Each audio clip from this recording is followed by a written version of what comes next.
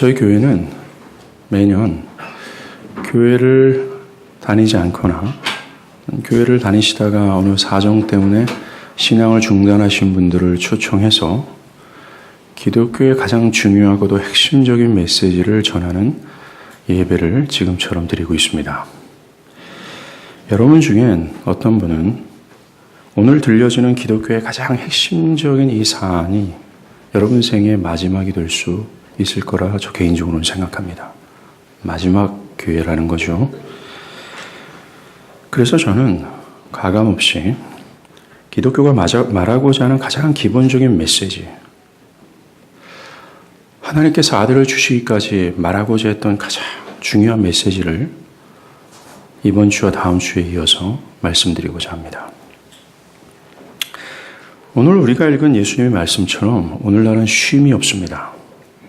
정말 수고하고 무거운 짐을 지닌 인생들로 가득하지요. 주위를 한번 보십시오. 매일 반복되는 과중한 업무로 심신이 지쳐 있습니다. 그럼에도 불구하고 내일을 위해 무거운 몸을 일으켜 일터로 향하고 있습니다. 무엇인가 쫓기고 있죠. 가만히 있으면 도태되고 버려지지 않을까라는 이 무한 경쟁 속에 전쟁과 같은 삶을 삽니다. 다른 사람보다 더 많은 물질, 더 넓은 집, 더 높은 학위를 얻으려고 탐욕스러운 눈으로 그것을 탐내며 움켜잡고자 살아가고 있죠. 심지어 남들 위에 올라서려는 약탈 본능을 허용하는 경쟁에서 승리할 경우 펄펄 뛰며 좋아하기까지 합니다. 이것이 인류의 역사이고 이력이라는 겁니다. 그리고 지금도 그렇게 살아가죠. 이 싸움에서 사람들은 지쳐 있습니다. 또 불안한 시대죠. 무엇 하나 확고하고 변하지 않는 것이 없습니다. 입시, 집값, 또 직업도 모든 것이 불확실합니다. 사회 문제는 어떻습니까? 우리 주변은 살인, 강간, 폭행, 세대 간의 갈등, 분쟁의 문제는 극에 달하 있습니다. 사람들은 극단적인 이기주의 흐름 속에서 외로움, 이웃 간의 단절, 상대적 소외감으로 고통을 당하고 있어요. 그리고 배고픔은 여전합니다. 한쪽에서는 식량이 남아돌아 바다에 던지고 한쪽에서는 식량이 부족해서 죽어나가고 있습니다. 불평등과 불균형의 역사죠. 현재 인간이 맞이한 이 산재되어 있는 문제는 인간이 가지고 있는 힘과 능력으로는 해결할 수 없는 난제입니다. 사람들은 이 비극적인 상태에서 벗어나고자 각 개인들은 과학, 정치, 경제, 사회운동 등을 통해서 해결해 보고자 했지만 인간 역사에서 이 고질적인 문제를 단 한 번도 해결해 본 적이 없습니다. 실패라는 거죠. 지금도 마찬가지입니다. 보십시오. 현재 세상은 모든 분야에서 발전했습니다. 하지만 아이러니하게도 그것들이 인간의 삶을 양질로 인도하지 못하고 있습니다.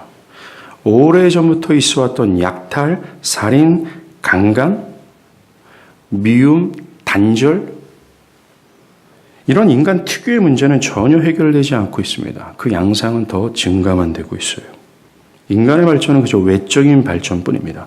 인간의 내면과 본성은 그대로입니다. 사람들의 정신과 사고는 더 심각한 문제를 초래하고 있습니다.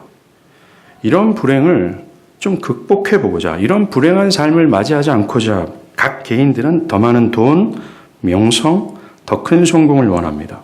건강, 미모, 내일과 내년에도 충분히 쓸 양식을 모으느라 정신이 없습니다. 그런데 아이러니하게도 사람들에게는 쉼이 없습니다. 그것으로 인해 그들의 삶은 더 수고하고 무거워져 가고 있습니다. 정말로 현실은요, 성경이 말하는 것처럼 은을 사랑하는 자는 은으로 만족 못하고 풍요를 사랑하는 자는 소득으로 만족하지 못하나니 라는 말씀과 같은 시대입니다. 여러분의 삶은 어떻습니까? 나의 삶을 진실하게 고요히 한번 살펴보면 비극적인 것이 사실입니다. 지쳐있고 외롭습니다. 약육강식의 흐름 속에서 전쟁과 같았죠. 순간의 짜릿한 행복과 기쁨은 한순간의 싱그리처럼 사라지는 것이 현실입니다. 또 언제 불행이라는 손님이 나의 인생의 길목에 기다리고 있는지, 그걸 모르는 불확실 속에서 살아갑니다. 그리고 영락없이 나이가 들어 쇠약해지는 것을 그 누구도 막을 수 없어요. 나의 종말은 수고하고 무거운 짐을 지닌 인생이었다라는 것을 적나라하게 드러내며 최후를 맞이합니다. 이것은 그 누구도 예외가 되지 않습니다. 제가 너무 나 개인의 인생과 사회를 비관적으로 말하는 것 같습니까? 아닙니다.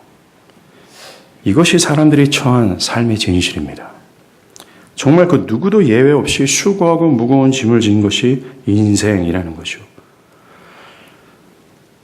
오늘 예수님이 말하는 세상과 인생을 향한 판단 또한 수고하고 무거운 짐을 지며 살아가는 것이라고 말합니다.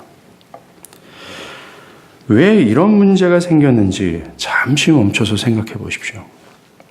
왜 세상이 이런 고통 속에 있는지, 왜 사람들은 그토록 비극적인 생애를 살아가야 하는지, 왜 끊임없이 수고하고 무거운 짐을 지고 살아가야 하는지, 그리고 죽음은 어디에서 비롯되었는지, 여러분 이것을 생각해 본 적이 있습니까? 그 근본적인 문제는 사회 불평등이 아닙니다. 정치나 경제가 불균형하기 때문이 아닙니다. 모든 학문가, 사회운동가들과 심리학자들이 여러 대안을 제시했지만 그 모든 것이 소용없었습니다.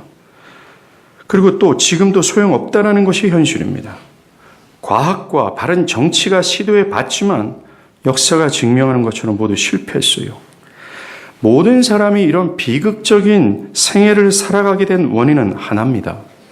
예, 그렇습니다. 오직 하나입니다. 그것은 인간이 영원하신 하나님을 버린 것 때문입니다. 그것이 진정한 비극의 출발이며 이것이 세상의 모든 고통의 원인입니다. 이 세상이 처음부터는 이러진 않았습니다. 하나님이 창조한 세상은 완전했어요. 어떤 고통도 없었습니다. 하나님은 인간에게 모든 풍요와 존귀를 주셨습니다. 하나님은 인간을 사랑하셨고 인간도 하나님을 사랑하며 친밀한 관계였습니다. 이런 친밀한 관계 가운데 인간은 완전한 평안과 기쁨을 누렸습니다. 누구와요? 하나님과 말입니다. 죽음도 없었습니다. 수고하고 무거운 짐도 없었습니다. 하나님과 친밀한 관계 가운데 있을 때 말이죠. 그런데 그토록 아름다웠던 세상이 왜 이렇게 되었을까요? 그것은 인간 스스로가 자의적으로 하나님을 떠난 것이 문제입니다. 결론적으로 말하면 지금의 모든 비극과 고통과 수고와 무게는 인간이 자처한 결과라는 것입니다. 본래 하나님으로부터 지음받은 인간은 하나님 앞에서 내가 먼지로부터 지음받았다라는 사실을 인정하고 나의 창조주시며 주인 되신 하나님의 명령에 순종해야 했습니다. 그리고 하나님 없이는 존재할 수 없고 생존할 수 없다라는 사실을 깨닫고 하나님을 전폭적으로 의존해야 됐습니다.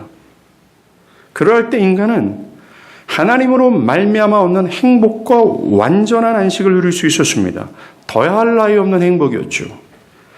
배고픔과 슬픔과 죽음이라는 저주스러움은 찾아볼 수 없었습니다.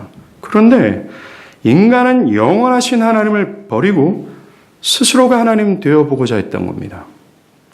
자신의 창조주와 주인이 되시는 하나님을 버리고 하나님의 뜻이 아니라 내 견해와 육체의 욕심에 따라 살고자 결정했습니다. 하나님을 영화롭게 하기보다는 자기의 영광과 유익만을 추구하며 살기로 정했습니다. 극도의 자기중심성에 빠진 거지요. 그래서 내 견해가 진리고 내 견해에 따라 살아가고자 하는 이 고집하는 삶을 살게 된 겁니다. 하나님이 없이도 능히 존재할 수 있으며 생존할 수 있다라는 교만에 빠진 겁니다. 이것이 불행의 시작입니다. 그것으로 인간은 그 모든 것을 잃어버리고 지금처럼 된 겁니다. 지금의 사람들을 보십시오. 사회를 한번 보세요. 사람들은 스스로 하나님을 버렸다라는 증거를 보여주고 있습니다. 하나님의 명령에 대해서 무관심합니다. 심지어 죄의 쾌락과 교만한 삶으로 하나님을 조롱합니다. 하나님의 뜻에 순종함으로 하나님을 영화롭게 하기보다는 그저 내 견해와 내 육체의 욕심만을 따라 살아갈 뿐입니다. 그저 내 뜻과 견해를 따를 뿐입니다. 그리고 하나님 없이도 나는 충분히 존재할 수 있으며 생존할 수 있다라고 하며 하나님을 구하지 않습니다. 지금 모든 사람들이 미치도록 추구하는 것이 뭔지 아십니까? 바로 나 자신이에요. 아무리 공의와 대의를 위해서 산다고 해도 진실이 그 마음을 들어가고 또 치고 들어가면 나를 위한 것이 꿈틀거리고 역동하고 있어요. 그렇습니다. 자신의 영광을 추구할 뿐입니다. 사람들은 내 건강, 번영, 내 미래의 안녕을 더 강화시키기 위하여 몸부림치고 있을 뿐입니다.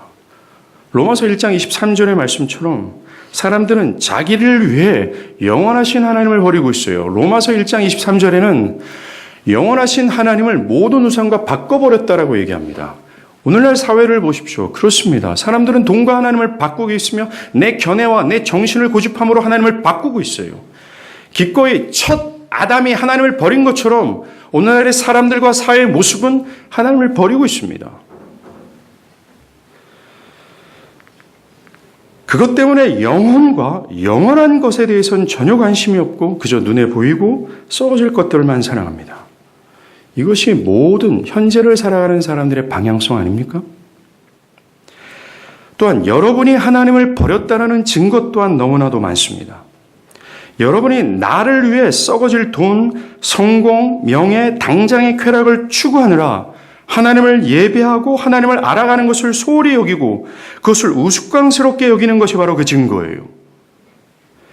여러분의 의식 속에 전혀 하나님을 필요치 않고 있으며 하나님 없어도 전혀 나의 삶에 지장이 없다고 여기는 것이 그것입니다. 또한 하나님으로 인해 즐거워하는 것이 아니라 육체의 쾌락, 세상의 여러 재미, 짜릿함, 다른 사람을 조롱하고 내 견해로 그들을 억누르고 그것을 통해서 위안과 기쁨과 짜릿함을 맛보려고 하는 것. 그것이 여러분이 하나님을 버렸다라는 증거예요. 하나님의 말씀에 복종하려 하지 않고 그저 내 마음에 원하는 대로 살아가는 것 또한 그렇습니다. 그 외에도 이 증거는 너무나도 많습니다.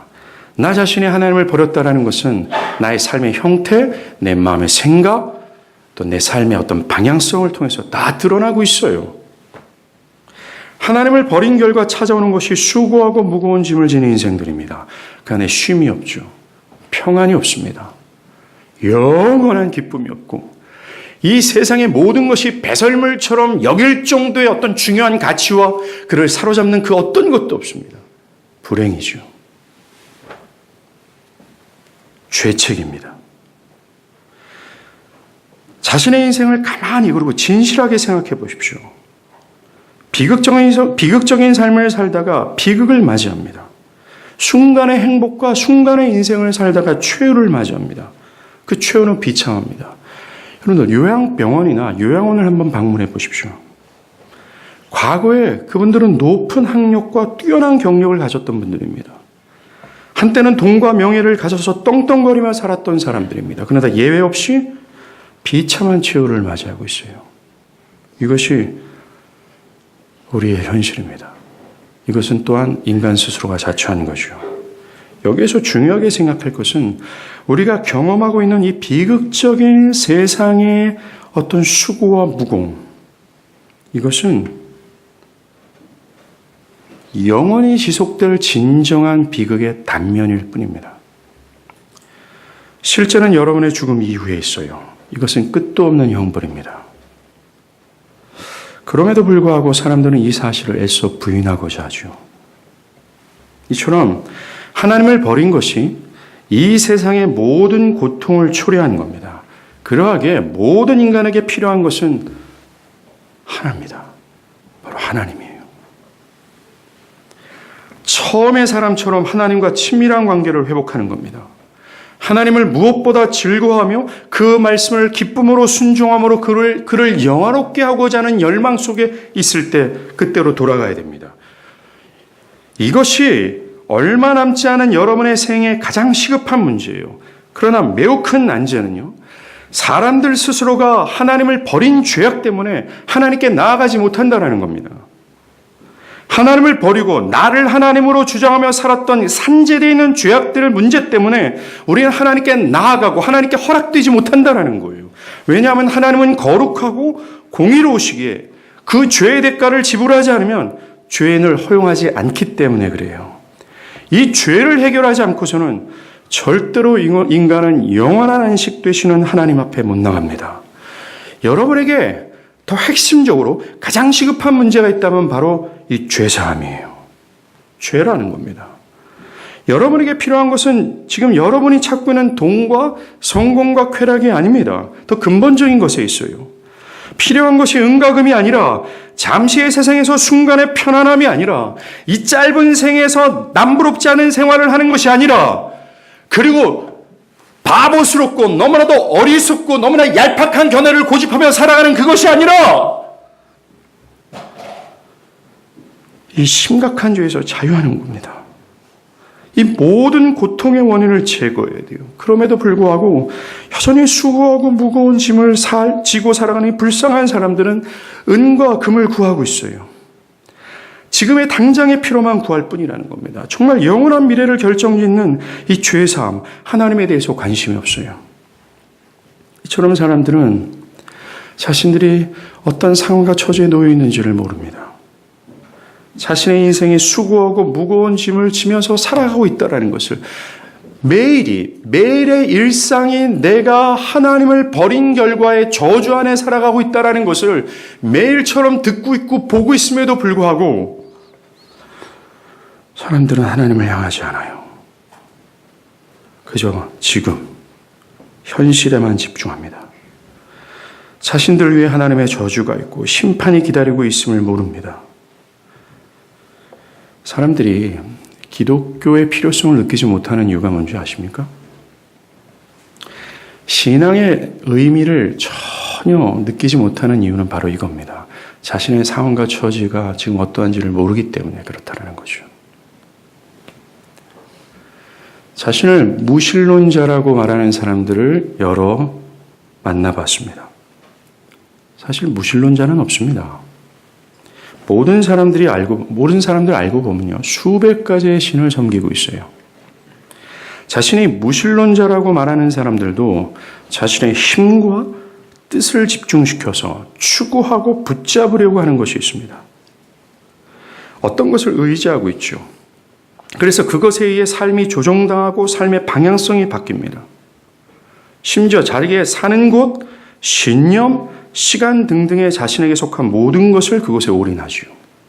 그것이 돈, 자신의 견해, 내 계획, 성공, 미모, 번역, 사랑하는 사람, 그 외 온갖 거짓된 신을 섬기고 의지합니다. 심지어 목숨을 걸고 그것을 추구하고 따릅니다. 매우 종교적인 모습입니다. 예, 그렇습니다. 모든 사람들을 면밀하게 살피면 그들은 한 가지 이상의 종교를 가지고 있어요. 그리고 한 가지, 아니요, 때로는 수만, 마치 2000년 전에 로마 제국의 사람들이 수백, 수천 가지의 신을 섬기며 다신교적 신앙을 가지고 있었던 것처럼 오늘날도 예외가 되지 않아요. 어떤 형상은 없지만, 눈에 보이는 것은 분명히 없지만 그들은 종교적인 삶을 살고 신앙을 추구하며 자신의 모든 정력을 다 쏟으며 자신의 과거와 현재와 미래의 모든 것을 꽉 짓누르며 액기스 한 방울 똑 떨어뜨리면서 추구하고 싶어하는 그 한 가지가 있어요. 무신론자들은 없습니다. 그저 그들은 성경의 하나님을 부인할 뿐입니다. 시편 4절은요. 악인은 하나님을 모르는 사람을 지칭하는 모두를 얘기합니다. 그의 모든 사상에 하나님이 없다 하나이다. 주님의 심판은 너무 멀어서 그들에게 보이지 않으니 악인은 오히려 콧웃음만 칩니다. 그는 마음속으로 내가 망하는가 두고 봐라. 나에게는 불행과 저주란 없다라고 무신론자들은 말한다고 성경은 이야기하고 있어요. 하나님이 없다고 하는 사람들이 꼭 기억해야 될 말이 있습니다. 히브리서 10장이죠. 한 번 죽는 것은 사람에게 정해진 것이요. 그 후에는 심판이 있을 것이다. 그렇습니다. 죽음 이후에 무엇인가 있다라고 얘기합니다. 죽음 이후에 어떤 것이 있다라고 기다리고 있다라고 얘기합니다. 심판이에요. 오늘날 사람들은 죽음에 대비해서 보험을 들거나 장례식 비용을 충당하기 위해서 여러 대책들을 간구하죠. 그런데 안타까운 것은 죽음 뒤에 있는 영원한 심판에 대해서 대비하지 않습니다. 그것을 생각지도 않습니다. 그것에 대해서 무관심하죠. 뭐 어떻게 되겠지 라고 굉장히 무책임합니다. 아니면 죽음은 다 끝나는 것 아닙니까? 나는 그냥 무의 상태로 들어간다고 생각합니다. 라고 하면서 매우 의연한 태도를 갖습니다. 사람들이 죽음에 대해 이런 태도를 갖지만 막상 죽음 앞에서는 모든 사람들이 두려워합니다. 예외가 되지 않습니다. 왜냐하면 사람들은 죽음 이후에 무엇이 있는지 모르기 때문입니다. 그리고 사람들의 깊은 의식 속에는 죽음 이후의 생애가 있다는 것을 암묵적으로 인식하기 때문에 그래요. 그럼에도 불구하고 사람들은 죽음 이후의 생애에 대해서 애써 부인하고자 합니다. 그저 현재의 삶에만 집중하죠. 그저 몸과 몸의 필요에만 집중할 뿐입니다. 여기에 대해서 예수님은 이렇게 얘기해요. 마가복음 8장입니다. 사람이 만일 온 천하를 얻고도 제 목숨을 잃으면 무엇이 유익하리요? 사람이 무엇을 주고 제 목숨을 바꾸겠느냐? 여러분이 원하는 성공을 성취했다 한들 목숨을 잃으면 그만입니다. 여러분이 현재 몰두하고 있는 그것이 이루어진다 해도 목숨을 잃으면 모든 것이 끝납니다. 여러분들이 이 세상에서 가장 뛰어난 학식과 성공과 재력을 성취했다 할지라도 여러분들의 최후는 동일합니다. 비극이라는 거죠. 우리는 이 최후를 맞이하기 전에 꼭 가져야 될 것이 있습니다. 바로 죄사함과 하나님이에요.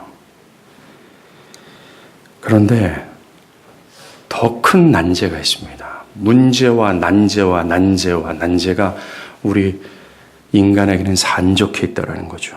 무엇인 줄 아십니까? 여러분의 착한 행실과 도덕적인 삶을 통해서는 이 죄의 문제를 해결할 수 없다는 거예요. 그런 착한 행실과 도덕적인 행위를 통해서는 하나님 앞에 나아갈 수 없다는 겁니다. 어떤 분들은 지금 내가 이렇게 착하게 살고 있지 않느냐. 그렇게 말씀하시는 분들은 무슨 근거로 그렇게 말하는지 모르겠어요.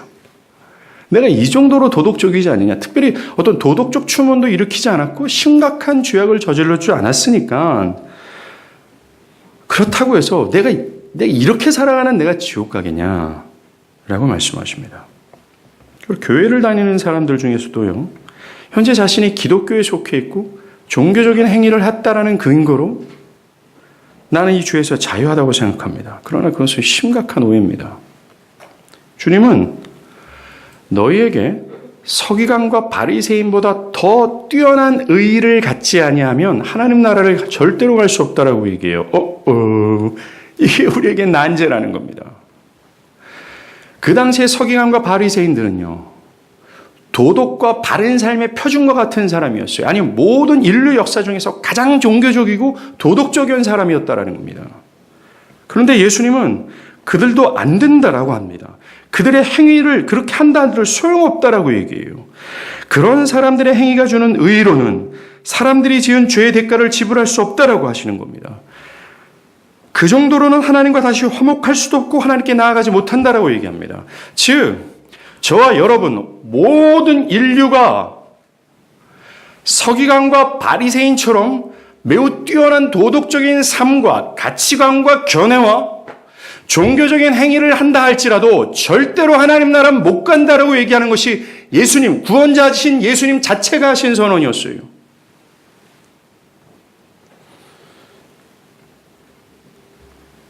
왜냐하면 하나님이 보시는 것은 그들의 단순히 겉모습만이 아니기 때문에 그래요. 그들의 행위만이 아닙니다. 하나님이 보시는 것은 그들의 마음까지예요. 여자를 보고 음욕을 품으면 간음한 것이다 라고 얘기하셨습니다. 형제를 미워하면 살인한 것으로서 그런 죽어마땅한 죄인임을 말씀했습니다. 그러하게 우리의 착한 행실과 도덕적인 삶으로는 우리의 근본적인 문제를 해결할 수 없다라는 거예요. 또 이러한 죄를 한 점이라도 있어서도 이러한 어떤 죄, 어떤 마음의 음욕을 한 번이라도 생애에서 지었다면 예수님은 하나님 나라를 절대로 갈 수 없다라고 얘기하시는 겁니다. 결론적으로는 인간 스스로는 인간을 구원할 수 없으며 이 저주에서 벗어날 수 없다라는 것이 성경의 결론입니다. 그런데 오늘 우리가 읽은 본문에 위대하고 복된 소식이 있습니다. 수고하고 무거운 짐진 자들아 다 내게로 오라. 내가 너희를 쉬게 하리라. 예수님은 쉴 수 없는 비극의 인생들에게 쉬게 하겠다고 초대하고 있습니다. 이것은 이 말의 의미는 수고하고 무거운 짐을 지게 된 이 근본적인 원인, 그것이 무엇입니까? 죄였어요. 이 근본적인 원인이 되는 죄를 해결하시겠다라는 의미입니다. 그리고 하나님과 관계를 회복시켜 첫 인간이 가졌던 완전한 안식을 주겠다라는 뜻이에요. 그리고 죽음 이후에 있는 심판에서 구원하시겠다라는 겁니다. 이처럼 복된 소식이 어디 있겠어요? 우리는 이 제안에 집중해야 됩니다. 한번 보세요. 이 한 구절에 우리가 읽은 본문이죠. 예수님은 자신을 가리키는 내가 또 내게로를 두 번이나 언급합니다. 예수님 자신이 쉼을 줄 수 있는 분임을 강조하는 셈이에요. 자신이 수고하고 무거운 짐을 지게 한 근본적인 문제인 죄 문제를 해결할 수 있는 분임을 강조하는 겁니다. 이 예수가 인간의 수고하고 무거운 이 비극, 여기에서 해방시킬 수 있는 유일한 대답이고 또 유일한 대안이라는 겁니다. 그렇다면 도대체 예수가 누구길래요? 그리고 무엇을 했기에 우리를 완전한 안식을 주시는가 우리에게 질문하게 됩니다. 먼저 예수는 영원 무궁하신 하나님입니다. 예수는 이 세상이 만들어지기 전에 존재했어요. 아무리 시간을 거슬러 올라간다 할지라도 예수님께서 없었던 시간대는 없습니다. 그는 변하지 않고 변질되지 않은 영원 무궁의 존재예요. 그러하기에 우리에게 영원을 약속할 수 있는 겁니다. 그리고 예수는 현존하는 모든 만물을 창조하신 창조주입니다. 보이는 것들뿐만 아니라 보이지 않는 모든 것들, 심지어 작은 박테리아서부터 해서 사람들이 갖고 있는 정신과 견해와 사람과의 관계에 있는 애정과 신뢰도 모두 다 예수로 말미암아 지은 바 되었다라고 성경은 말해요. 그러하게 보이는 것과 보이지 않는 모든 것의 주인은 예수입니다. 모든 것은 예수께 의존하고 있고 모든 것은 예수께 비춰 있는 겁니다. 그리고 예수께서 무엇을 하셨는가? 무엇을 했기에 우리에게 이 안식을 준다라고 얘기하는 것과 답을 드리겠습니다. 이 위대하신 분이 자신을 반역한 죄인들에게 안식을 주고자, 이것이 기독교의 매우 중요한 메시지 중에 하나입니다. 아까 우리가 살핀 것처럼 하나님은 태초에 모든 인간들에게 가장 완전한 것과 모든 풍요를 다 줬어요. 그런데 그들이 버린 겁니다. 그들이 하나님을 반역한 거죠. 하나님을 조롱한 겁니다. 그리고 여전히 하나님을 버리고 하나님을 조롱하는 삶의 형태를 살아가는 사람들, 이 죄인들에게 안식을 주시고자 하늘 영광 버리고 이 땅에 오셨어요. 이것이 크리스마스입니다. 그리고 아까 말씀드린 바처럼 인간 스스로가 해결할 수 없는 가장 큰 난제, 인간을 불행에 빠뜨리게 된 이 죄의 문제를 대신 해결하셨다라는 거예요. 이것이 십자가입니다. 예수님은 그를 믿는 자들의 죄를 대신 짊어지셨습니다. 그리고 그들이 지불해야 될 죄값, 아니요, 그들이 지불하기도 불가능한 이 죄값을, 죄의 형벌을 십자가의 조롱과 고통과 죽음으로 지불하셨어요. 그리고 하나님 아버지는 죄인들의 죄를 대신하여 아들로 말미암아 지불케 하셨어요. 역사적으로 십자가의 죽음은 사람들이 고개를 돌릴 정도로 비참하고 잔인했다라고 기록합니다. 이것을 다음 시간에 볼 거예요. 그 예수의 죽음으로 인해 하나님께로 나아갈 수 있는 길이 열렸다라는 겁니다. 아까 말씀드린 것처럼 하나님을 잃어버린 것이 오늘날 문제의 원인이었어요. 더 큰 문제는 죄 때문에 하나님께 나아가고 싶어도 못 나가는 것이 문제였습니다. 이 죄가 사해지지 않고서는 안 된다라는 거예요. 그런데 예수께서 죄인들의 모든 죄들을 다 짊어졌어요. 그리고 그 죄인들이 받아야 될 모든 죄값을 형벌을 통해 지불했어요. 그 결과로 죄인들이 짊어져야 될 죄의 형벌, 어떤 심판도 사라지게 된 겁니다. 이제 그분으로 말미암아 하나님께 나아갈 수 있는 길이 열린 겁니다. 정말로 예수는 수고하고 무거운 짐진 자들을 자처에서 이 비극을 맞이한 죄인들에게 깊은 애정과 연민을 품으신 분이 분명해요. 죽기까지, 자신들을 심지어 반역한 죄인들을 위해 죽기까지 그들을 사랑하셨고, 그들에게 하나님 아버지께서 온 우주에서 가장 가치 있는 것을 주시고자 했다라는 겁니다. 하나님이 사랑이 없다느니, 또한 인색하다느니, 무책임하다느니, 이런 얘기는 기독교의 사상을 모르고 하는 소리입니다. 하늘 영광을 버리면서까지 하나님이라는 놀라운 권리를 내려놓을 때까지, 포기하면서까지 이 땅에 오신 것은, 그리고 십자가에서 조롱과 수치와 극한 고통과 죽음을 맞이한 것은, 그리고 하나님 아버지는 하나밖에 없는 아들을 이 죽음으로 내모시면서까지 우리에게 주시고자 했던 것, 그것은 하나예요. 수고하고 무거운 짐진 그 인생들에게 진짜 안식, 진짜 구원, 죽음 위에 있을 심판에서 자유케하고자 하는 생명 주시고자 그렇게 했다라는 겁니다. 사랑하는 여러분, 이럼에도 불구하고 현대인들은 하나님의 사랑이 없다, 무책임하다, 그런 말을 합니다. 그들 자신은 자신들을 해하고 음해하는 사람들을 죽이려고 달려드는데, 내 견해를 반대하는 사람들에게도 좀 거침없이 화를 내면서 자기를 반역하고 자기를 해하고자 하고 자기에 대해서 적의적인 태도를 갖고 있는 이 수고하고 무거운 짐진 자들을 위해서 예수는 죽었단 말입니다. 근데 왜 사랑이 없다 그러니, 왜 무책임하다라고 얘기하는지 모르겠어요. 엄청난 고통과 희생을 지불하면서까지 죽어자 했던 것, 모든 정력을 다 소용해서 죽어자 했던 것은 진짜 가치가 있는 거예요. 그렇다면 온 우주의 주인 되신 하나님이 고통과 죽음을 통해 죽어자 했던 것이라면 절대적인 거예요. 그게 구원이라고 얘기합니다. 참된 안식이에요. 죄에서 자유케 되는 겁니다. 이것이 이 땅의 사람들이 가져야 될 기필코 쟁취하고 영원토록 내 거요라고 사모하고 집착해야 될 것이 바로 이거라는 거예요. 왜요? 온 우주의 주인 되시고 하나님께서 자신의 목값으로 지불해서 산 게 바로 구원이라는 겁니다.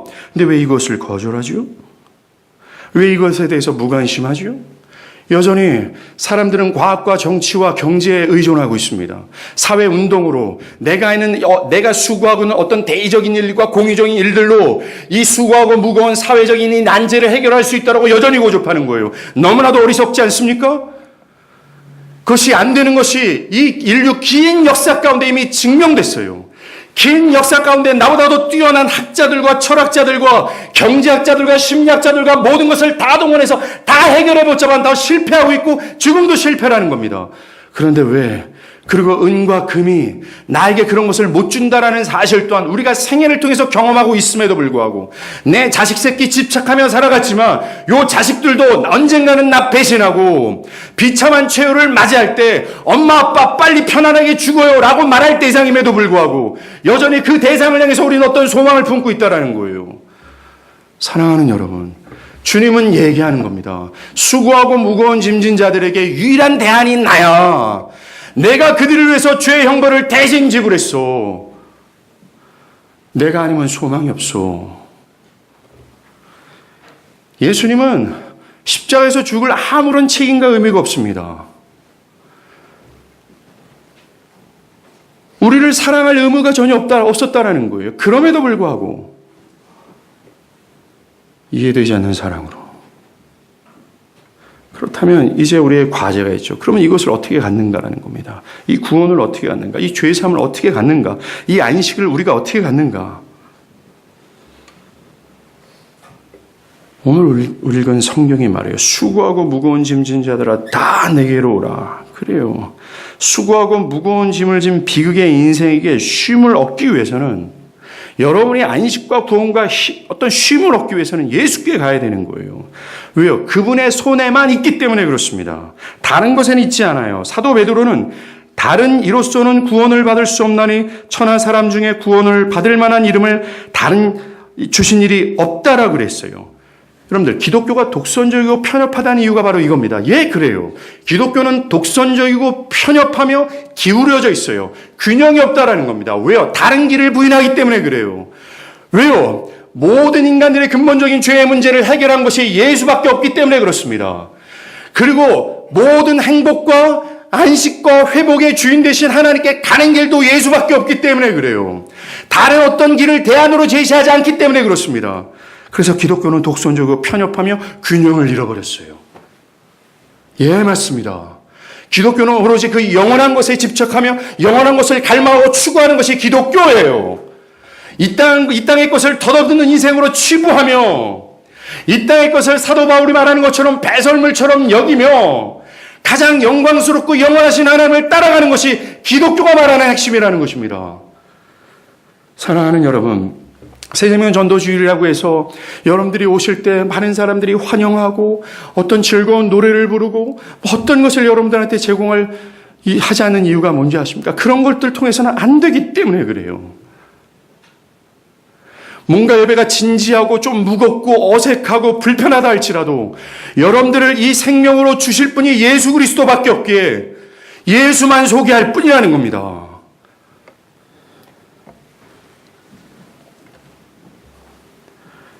수고하고 무거운 짐진 자들아 다 내게로 오라. 그 예수께 간다라는 것은 예수를 믿는 행위를 뜻하는 거예요. 즉 수고하고 무거운 짐진 자들아 다 나를 좀 믿으라 하는 하나님의 예수의 호소예요. 예수를 믿는 것이란 이겁니다. 예를 들어 볼게요. 2000년 전 예수께서 이 땅에 계실 때 12년 동안 혈루증 앓는 여자가 있었습니다. 이 병은 그 당시 유대 사상으로는 매우 불결한 병으로 취급을 했어요. 부정한 여자 취급을 당했다라는 겁니다. 그래서 당시 사람들에게 이 여자는 조롱을 당했고 사람들은 그녀와의 접촉을 꺼려했습니다. 왜? 그녀와의 접촉할 경우에 자기도 부정해질 수 있기 때문에 그래요. 그래서 심지어 돌을 던져서 이 여자를 내쫓기도 했어요. 이 여자는 외로웠고 부정한 자로서 살아갈 수밖에 없었어요. 그래서 이 여자는 이 병을 좀 치료해보고자 자신의 모든 가산을 탕진합니다. 그리고 이스라엘의 모든 병원들을 다 찾아가요. 그러나 소용이 없었습니다. 이것이 현재 모든 사람들의 모습 아닙니까? 다 해봐도 나의 절망을 스스로 구원할 수 없다는 게 비극이요. 그러던 중 예수께서 자신의 마을을 지나간다는 이야기를 들어요. 그리고 예수가 모든 병을 치료하신다. 예수가 그리스도야, 메시아야, 구원자야 라는 소식을 들어요. 그 여자는 귀로 믿은 겁니다. 소식을 듣고 믿은 거예요. 듣고 본 겁니다. 그녀는 저 예수의 옷자락만 만져도 이 저주스러운 질병에서 나을 수 있을 거라 믿었어요. 그래서 자신의 마음과 뜻과 정성을 다해서 돌 맞을 각오를 하고 죽을 힘을 다해 수많은 군중 틈을 삐집고 들어가 예수의 옷자락을 잡은 거예요. 저 예수가 아니면 나는 살 길이 살 수 없기에 오직 내 살 길은 저 예수밖에 없기에 옷자락을 잡은 겁니다. 그 순간 예수는 고개를 돌려요. 에이, 따라. 그 당시 그 마을에서 가장 불결하고 부정하다고 취급받는 그 여자를 향해서 예수님은 영광의 하나님께서 따라, 즉 너는 내 거야라는 거예요. 내 믿음이 너를 구원했다라고 얘기한 겁니다. 믿음은 바로 이거예요. 믿음이란 이 여자처럼 내가 저주 아래 있다. 나는 수고하고 무거운 짐을 진 인생을 살아가다가 비극적인 최후를 맞이하고 영원토록 형벌과 심판 아래 살아갈 수밖에 없는 존재다. 그런데 문제는 내 힘으로는 이 병을, 이 저주를 해결할 수 없다라는 사실에 절망하는 거예요. 그러나 저 예수가 나의 살 길이다 라고 하면서 그분을 붙잡고자 그분을 집착하는 겁니다. 이것이 기독교가 말하는 믿음이에요. 믿음은 결단과 어떤 스스로의 결단과 선택을 얘기하는 것이 아닙니다. 그래서 믿음은 여러분들 스스로가 소유할 수 있는 것이 아니라 뭔가 하나님이 해주셔야 돼요.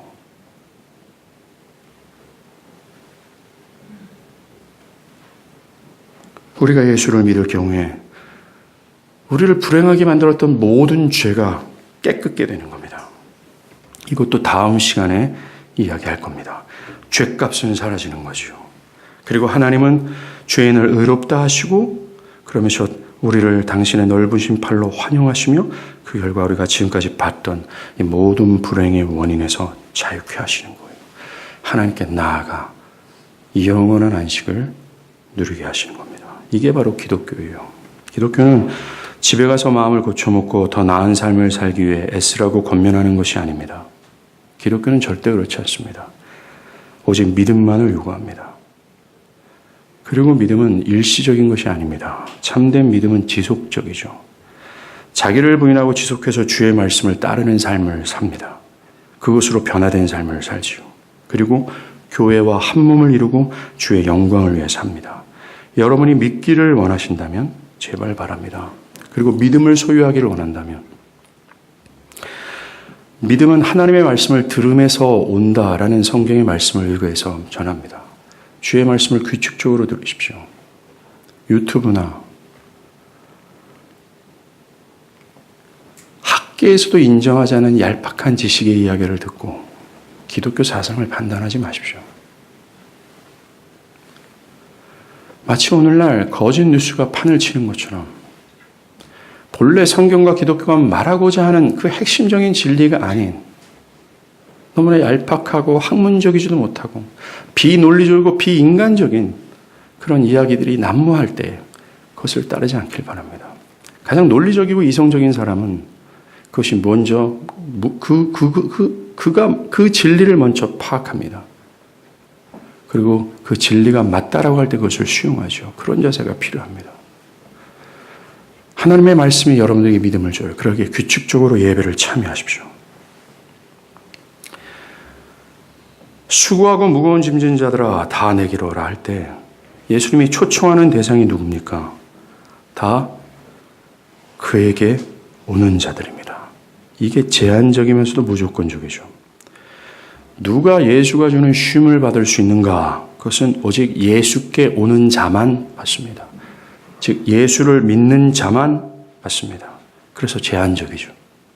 그리고 예수님은 다 오라고 얘기합니다. 모든 유형의 사람들, 어떤 민족이든 부하든 가난하든 학위가 있든 없든 모든 유형의 사람들을 초청하는 겁니다. 내 자신이 내가 수고하고 무거운 짐진 자구나, 혈루증 여자처럼 내가 좀 부정하구나, 하나님 앞에서 정말 소외된 자구나라는 사실을 깨달은 자들을 초청하고 있다는 겁니다. 오직 그들만 구원을 받습니다. 그리고 주님은 수고하고 무거운 짐진 자들아 다 내게로 오라 할 때 이 말은 모든 사람이 예수가 필요하다라고 얘기하는 거예요. 주변을 보십시오. 모든 사람이 지쳐 있습니다. 그러하기에 주님의 초청의 대상은 모든 사람이 될 수 있다라는 거예요. 즉 모든 사람이 예수가 필요하다라는 겁니다. 하나님은 당신의 사랑하는 사람들을 구원하시기 위해 설교를 사용하세요. 이 설교자가 말하는 내용이 보이지 않고 또 뜬구름 잡는 내용 같으며 내가 살아가는데 도움이 되지 않는 미련한 것처럼 들리는 내용입니다. 그런데 이 미련한 설교를 통해서 하나님은 사람들을 구원하시고자 작정하셨다는 거예요. 이것을 바꿔 말한다면 여러분이 예수를 믿어 구원을 받을 수 있는 유일한 매개체는 미련하게 보이는 설교자의 증언이라고 성경은 얘기합니다. 그러니 오늘 설교를 통해 예수를 믿기를 간절히 바라요. 이것을 외면하지 않길 바랍니다. 더 이상 하나님이 필요 없다라고 하지 않길 바라요. 모든 교만을 버리고 죄악을 저지르지 마십시오. 더 이상 자기 마음대로 살아가지 마십시오. 하나님의 뜻을 배우고 그리스도가 죽기까지 주고자 했던 가장 온 우주에서 가장 가치 있는 안식과 구원과 쉼을 얻는 여러분들 되기를 간절히 기도합니다. 기도하겠습니다.